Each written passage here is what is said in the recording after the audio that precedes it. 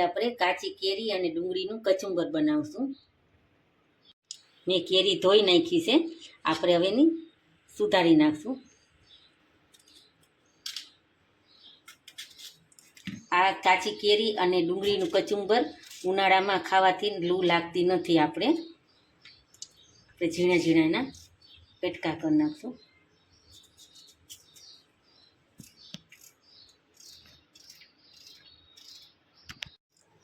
આપણે બધી કેરી આપણે સુધારી નાખી છે। હવે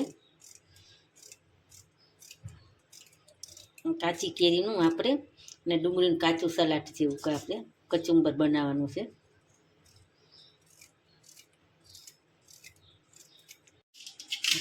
ડુંગળી સુધારી લઈશું, એની પણ ઝીણી ઝીણી સુધારી લઈશું આપણે।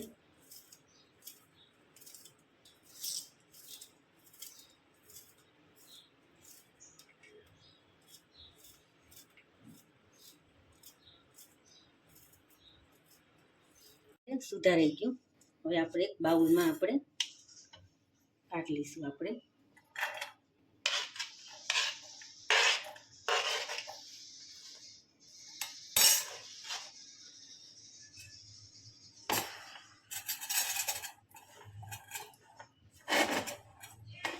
મસાલા કરશું। ડુંગળીને અને કેરી બે મિક્સ કરી દીધી।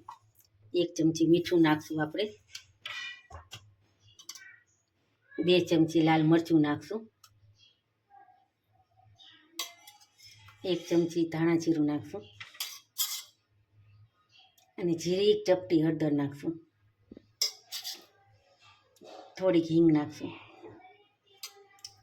હવે તમારે ગળપણમાં કેટલું જોઈએ ને એટલું એ પ્રમાણે આપણે ગોળ નાખવાનું। હું 1 વાટકી ગોળ નાખું છું, હું છીણી લીધો છે મેં ઝીણો એવો।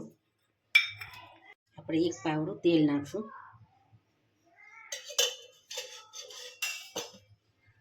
સારી રીતે હલાવી લઈશું। આપણે મિક્સ કરી નાખવાનું હરખું।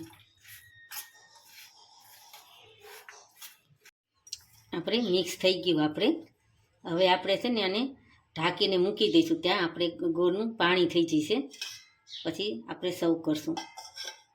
આપણે કાચી કેરીનું કચુંબર તૈયાર છે। આપણે 15-20 મિનિટ રાખ્યું હતું, ગળી ગયું। આ કાચી કેરીનું કચુંબર ઉનાળામાં ખાવાથી અને આપણને લૂ લાગતી નથી, અને ઉનાળો શરૂ થાય એટલે કાચી કેરીનું કચુંબર ખાવાની બધાને મજા આવે। આપણે સર્વ કરીએ। આપણે